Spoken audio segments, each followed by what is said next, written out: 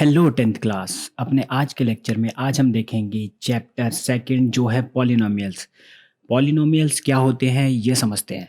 देखो, अगर हम बात करें हिंदी लैंग्वेज की, तो हिंदी में अगर कुछ लिखा है जैसे कि यह बुक है, ठीक है, तो ये क्या कहते हैं, हम इसको वाक्य कहते हैं। ऐसे हम इसे वाक्य कहते हैं।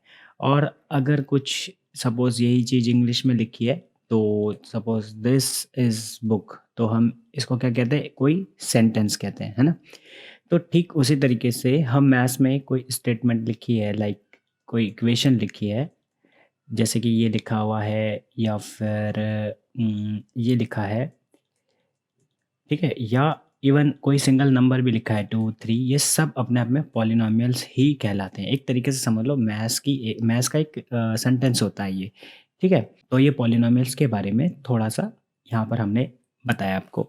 अब इसमें देखो, एक वर्ड आ रहा है यहाँ पर डिग्री। ये डिग्री क्या होता है?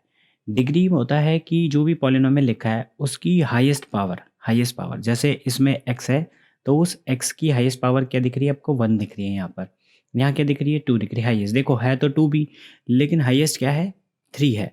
और अब अगर हम इसकी बात करें 2 की, तो इसमें तो कुछ दिख नहीं रही, तो वो हो जाएगी आपकी क्या? 0। देखो, इसको ऐसे भी समझ सकते हो आप कि अगर 2 को हम ऐसे लिख दें 2 इंटू 1, तो कोई दिक्कत नहीं है ना? और 1 जो है ये बनता है किससे? अगर कभी भी कोई भी कुछ लिखा है, और ये जो 1 है ये कैसे बन रहा है आपको? किसी की भी पावर अगर 0 होगी तो वो कहलाएगा 1, ठीक है? किसी की भी पावर, चाहे वो 100 हो, चाहे कुछ भी लिखा हो, उसकी पावर 1 होगी। चाहे कुछ कितना भी नंबर, कोई भी नंबर आप लिख लो, उसकी पावर 0 है तो उसका मतलब होगा 1। तो इस तरीके से हम इस 1 को ऐसे लिख सकते हैं, 2 और x की पावर 0, क्योंकि किसी की भी पावर 0 होने का मतलब होता है 1, है ना? तो हम इसको लिख सकते हैं x की पावर 0, और फिर इससे हम बता सकते हैं कि पावर क्या है? x की 0 है। तो इस पॉलिनोमियल में, यानी 2 में, पॉलिनोमियल में जो पावर बनती है, जो डिग्री बनती है, वो उस डिग्री को हम क्या कहेंगे? 0। वो डिग्री होगी आपकी 0। तो इस पेज पे तो आपको यही बताया है फ़िलहाल। और पॉलिनोमियल्स के बारे में हमने देख ही लिया, पॉलिनोमियल्स क्या होते हैं, डिग्री क्या होती है, ये समझ लिया। अब जैसे कि अगर ये लिखा हुआ है, एक पॉलिनोमियल ये लिखा हुआ है, तो इसमें ये डिग्री आपको ये दिख रही होगी, 6 दिख रही होगी। देखो, यहाँ लिखा भी है 6 डिग्री। और इसी तरीके से हम किसी की भी बता सकते हैं। अब ये जो पॉलिनोमियल्स होते हैं, ये पॉलिनोमियल्स 3 तरीके के होते हैं। देखो, एक लीनियर होता है। लीनियर होगा जब पॉलिनोमियल की डिग्री 1 हो। देखो, अगर ये पॉलिनोमियल लिखा है तो इसमें देखो x की पावर क्या है? 1 है ना? x की पावर कितनी दिख रही है आपको? 1 दिख रही है। तो ये होते हैं लीनियर पॉलिनोमियल्स। इसी तरीके से क्वाड्रेटिक वो होते हैं जिनकी डिग्री 2 होती है। तो देखो, ये पॉलिनोमियल हो गया एक, इस पॉलिनोमियल में डिग्री आपको दिख रही होगी 2। इसी तरीके से एक लास्ट ये होता है क्यूबिक। क्यूबिक में डिग्री जब 3 हो, कोई भी पॉलिनोमियल जिसमें हाईएस्ट पावर 3 होगी, तो वो कहलाएगा क्यूबिक। तो ये इस पेज में यही बताया था आपको। और यहाँ कुछ नहीं, बस कुछ ख़ास इधर नहीं है अभी इधर जानने के लिए आपको। फिर हम आगे जब बढ़ेंगे तो हम के की वैल्यू भी निकालना सीख लेंगे। और ज़ीरो ऑफ़ अ पॉलिनोमियल ये देखेंगे क्या होते हैं। अभी ज़ीरो ऑफ़ द पॉलिनोमियल भी कैसे निकालते हैं ये भी समझेंगे हम। और उसके बाद हम जाते हैं तो ये कुछ टर्म्स आते हैं, जैसे constant term, coefficient of x. Coefficient of x कैसे क्या होता है? सपोज़ ऐसे लिखा है 5x, सॉरी। तो कांस्टेंट टर्म क्या होते हैं और कोफिशिएंट्स किसे कहते हैं? देखो, कोफिशिएंट ऑफ एक्स लिखा है तो बाय चांस एक नंबर ले लो आप, जैसे कि 5x, तो कोफिशिएंट होगा x के साथ में ये जो नंबर लिखा है मल्टीप्लाई में, इसे हम कहते हैं कोफिशिएंट। अब कोफिशिएंट जो होते हैं, आपको ये बात देखनी है, अगर ऐसे लिखा है कोफिशिएंट ऑफ एक्स स्क्वायर, तो आपको एक्स स्क्वायर के जो मल्टीपल में लिखा होगा उसे लेना है।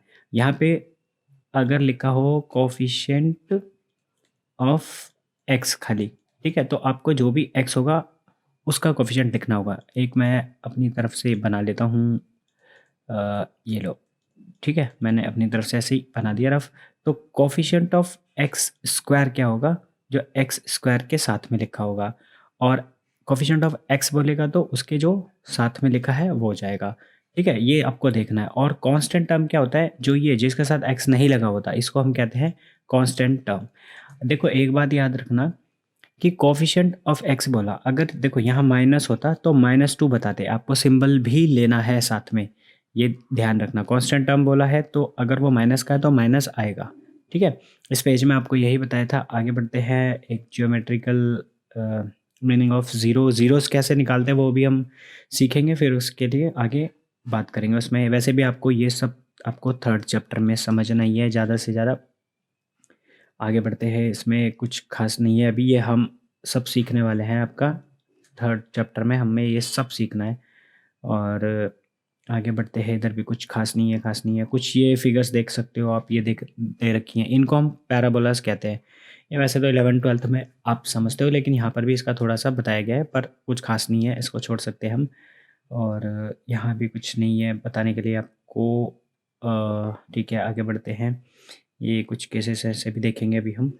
और नो ज़ीरो, ठीक है, अभी ये ज़ीरो क्या है, अभी अभी अभी इस पर हम एग्जाम्पल 1 करेंगे, तब आपको ये समझ में आ जाएगा। अब आगे बढ़ते हैं तो हम देखेंगे, यहाँ पर आता है हमारे पास एग्जाम्पल 1। एग्जाम्पल 1 समझना है। देखो ये ग्राफ देखकर आपको कुछ चीज़ बतानी है, और यहाँ पे लिखा है वो find the number of zeros of P x. तो ये जो ज़ीरोज़ बताने हैं आपको, सपोज़ ये जो ज़ीरोज़ ऑफ पी एक्स लिखा है, ये बात ध्यान रखनी है, एक्स वाला बताना है। तो देखो ये बहुत आसान है, आपको पता होगा ग्राफ में ये एक्स होता है और ये वाई होता है ना। तो कोई भी लाइन जो एक्स को छू रही है, जितनी बार छू रही है उतने ज़ीरोज़ होंगे। तो जैसे लाइन एक बार छू रही है तो 1 ज़ीरो, अगर यही लाइन ऐसे करके 2 बार छूती तो 2 ज़ीरो, इसे ही कहते हैं ज़ीरोज़ ऑफ पी एक्स, ठीक है? अब यहाँ पर आप देखो तो इक्वेशन में ये वाला जो है, इस क्वेश्चन में ये वाला जो है एक बार ये लाइन छू रही है, तो इस क्वेश्चन के लिए आंसर क्या हो जाएगा? 1, है ना? और आप इधर आओ तो इधर देखो ये छू रही है 2 बार, तो इसके लिए आंसर हो जाएगा 2, है ना? और ये देखो 1, 2, 3, तो इसमें ज़ीरोज़ हो जाएंगे 3।